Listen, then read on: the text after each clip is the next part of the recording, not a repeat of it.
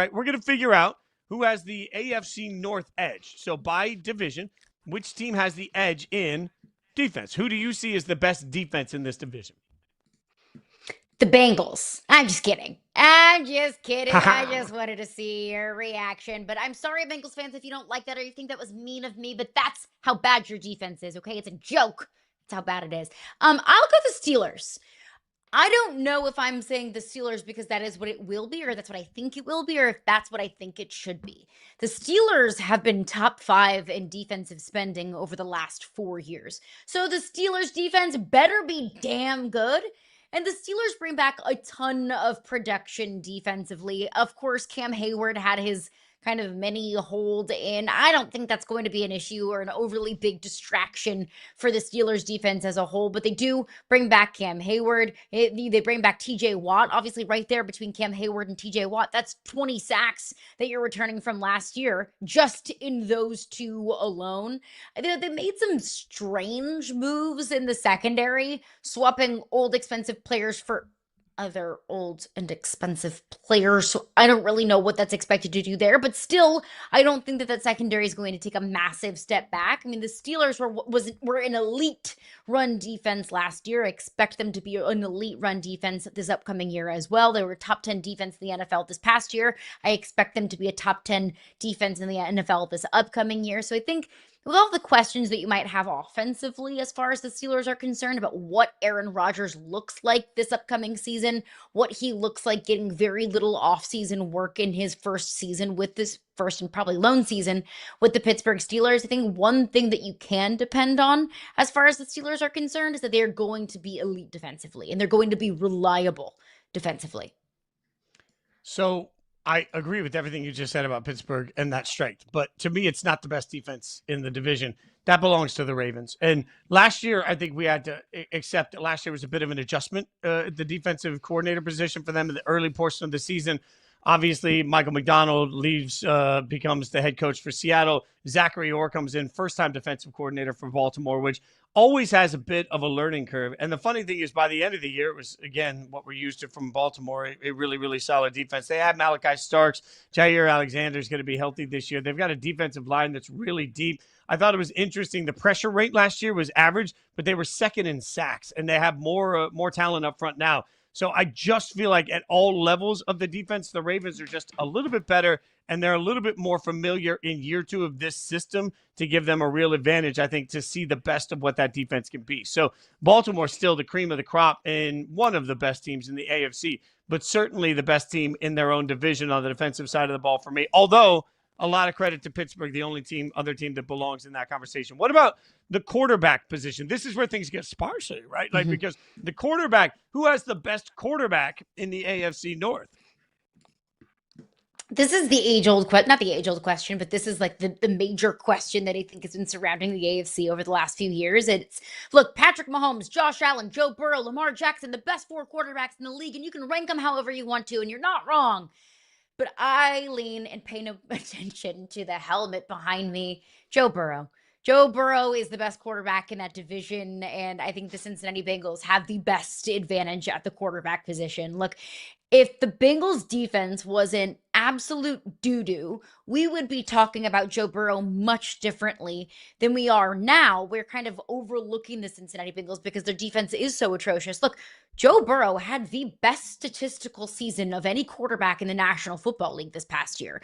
If the defense wasn't poop, then Joe Burrow would have been the league MVP last year. We wouldn't have been having this, Josh Allen versus Lamar Jackson, who deserves MVP conversation that we had last year. It would have gone to Joe Burrow. I trust Joe Burrow, I think, more than any other quarterback in the National Football League, more than I trust Patrick Mahomes. That's not to say that I think that he's a better quarterback than Patrick Mahomes, but there is just this inevitability that surrounds Joe Burrow that I think is unprecedented over any other team or any other quarterback in the National Football League. So I go Joe Burrow. But that's not to say that it's Joe Burrow is far and beyond the better quarterback. That's just where I rank these quarterbacks right now. I think that's a hands down top 4 in the league and in the AFC. I give Joe Burrow the slight edge. A friend of the show, Frank Schwab, often says to me that Lamar Jackson is putting up Mount Rushmore forever at the position numbers. Not just like right now, that Lamar Jackson might be already one of the best quarterbacks we've ever seen, it's stunning when we all see it and when I say it out loud. But last year, 67% completions, basically 4,100 yards, 41 touchdowns to 4 picks. 41 to 4. That doesn't include 4 touchdowns on the ground, too. Lamar Jackson could make the case that should have already been a 3-time MVP. I mean, when you think about Lamar and where he is already in the elite club of being a 2-time MVP, I understand this is where everybody wants to yell and scream about the playoffs. I will continually remind you, before you can complain about the playoffs, you have to at least factor in the 17 games that got you there, right? So for me, if I'm talking about one of these two quarterbacks, as much as it's a little bit flavor of ice cream, because I do think you're talking about 2 of the 3 best quarterbacks in the NFL, 2 of the 4 best quarterbacks in the NFL, and 2 of the 4 best quarterbacks this generation will ever see. Like, that's the weirdest part about this. I think you have 4 future Hall of Famers playing in the AFC at least right now, all at the same time. So understanding that all of them belong in some sort of, in my mind, gold jacket conversation, if I got to pick one, I don't think we've seen anything like what we've seen from Lamar. And I know it hasn't led to Super Bowls necessarily, but God, Lamar is it for me. Lamar is it for me as the number one. What about playmakers though? Because you've got wide receiver, running back, tight end combined in playmakers. Where do we give the edge in this one? I think I have to stick in Cincinnati. I am on to Cincinnati. We were talking about the Eagles earlier, and I said that the Eagles have one of the best wide receiver tandems in the National Football League between A.J. Brown and Devontae Smith. The other one is in Cincinnati. It's Ja'Marr Chase and T. Higgins, and then you pair them with Mike Gesicki, a guy who Joe Burrow was banging on the table for to be paid, a guy that Joe Burrow very much so trusts. And then you add in the conversation Chase Brown, who I don't think at the running back position, I don't think he's a sexy name because he was a 5th-round pick, but don't look now, he had almost 1,000 rushing yards this past season. So in this division, it's really highlighted by Ja'Marr Chase, who I think is one of the 2 best wide receivers in the National Football League. It's really pick your poison between Ja'Marr Chase and Justin Jefferson. And then you pair him with the ultimate 1B. I mean, Cincinnati has 2 1s. It's not a 1 and a 2. They have 2 1s between Ja'Marr Chase and T. Higgins. So really because of them, I lean Cincinnati as the best skill position players in the AFC North. I think you're right, but let me at least make a compelling case for the Ravens. The wide receiver room is better for the Bengals. There's nobody in the world that will dispute that. The wide receiver room is better for Cincinnati. I got Derrick Henry as my running back, and that's just such a wild difference maker still, even at his age. And then I got a tight end room that, whether it's Isaiah Likely or Mark Andrews, just feels like there's so much greatness there, but it's really Derrick Henry. Like I'm putting so much value Derrick in Henry's wins unreal. above replacement for Derrick Henry. Like that's where I'm almost, again, acquiescing that Ja'Marr and T are better than anything the wide receiver is going to offer us for the Bengals. They wish they could have that level of dynamic play in that room. But man, Derrick Henry at least gives me pause for concern on just handing it to Cincinnati. I hear your argument. I think I'm going to be fair and balanced enough to say that I think you're right.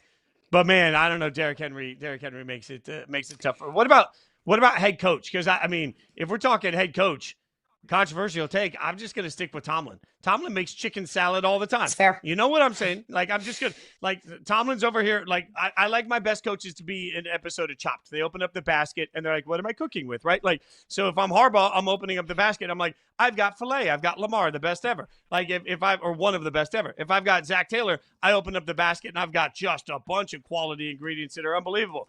Tomlin's making, like, great dishes with Spam. It might be partially his fault that he's got Spam, but he's cooking with Spam. Like he's got American cheese that's like government cheese like I grew up on and fried bologna, and he's got to make a 5-star Michelin star dish. Like Tomlin's my head coach pick. You're not wrong. You are not wrong in the slightest, because I think the wonderful thing about Mike Tomlin is you always know what you're going to get. You know you're not going to have a losing season under Mike Tomlin. You know that as long as Mike Tomlin is your head football coach, you are going to win enough games to be relevant. You're going to be in the conversation. And I know that hasn't come in the form of playoff wins, but even when Pittsburgh hasn't had a certifiable, answer at the quarterback position, whether it was Ben Roethlisberger, who literally couldn't move his body, or Justin Fields, or this year with Aaron Rodgers in his 40-plus-year-old season, you know that Mike Tomlin's got us. We're good.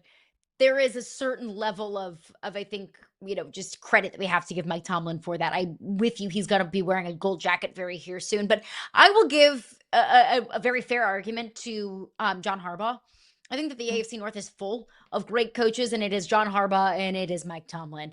John Harbaugh, he's won a Super Bowl in Baltimore. John Harbaugh is such a consistent winner. John Harbaugh, I think too, like, yes, the Ravens have an excellent roster up and down the roster, but that doesn't discredit the kind of a coach that John Harbaugh is. It's, I think, a testimony to both Tomlin and Harbaugh that they've been able to stay in their respective positions for an extended period of time in a world where the shelf life of a coach is like milk. Like one bad season and you're all of a sudden on the hot seat. You're all of a sudden out of there. So I think the longevity of both Harbaugh and Tomlin are testaments to the kind of coaches that they are. All right, what about drama in the division? Because we do love the big D drama on this show. I'm going to give you a controversial take.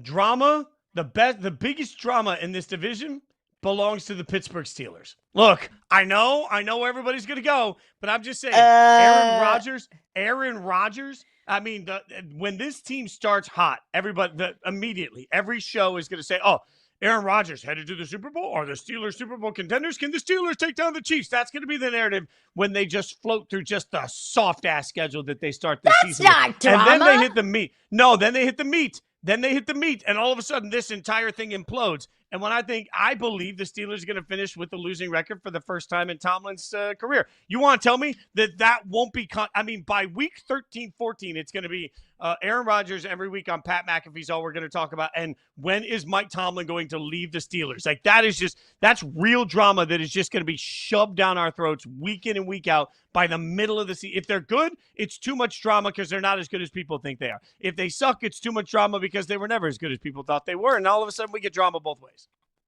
Oh man, they might win 8 games and go 8-9. The drama, the horror of it all. I'll go with the team that we've talked about every single day since we launched this program, and it is the Cleveland Browns. And I said in the NFC East, the most dramatic team, Jerry's team. Well, the most dramatic team is Shador's team. Because drama, whether he creates it or not, seems to follow Shador Sanders. And it really is, a product of people like us who talk about the sport for a living more than it is actually what Shador Sanders does. But no matter what happens with Shador, we're going to talk about it and it's going to be dramatic. And then you lump in the Deshaun Watson of it all. You lump in the fact that the Cleveland Browns seem to have no issue whatsoever with any sort of legal or character issues. There's like, come on down. You might not have a spot anywhere else than any other the 31 teams in the NFL. But if you got a rap sheet, you got a spot in Cleveland, Ohio. So I lean the Cleveland Browns. They're always dramatic. Every year they're dramatic. And this year is certainly no exception.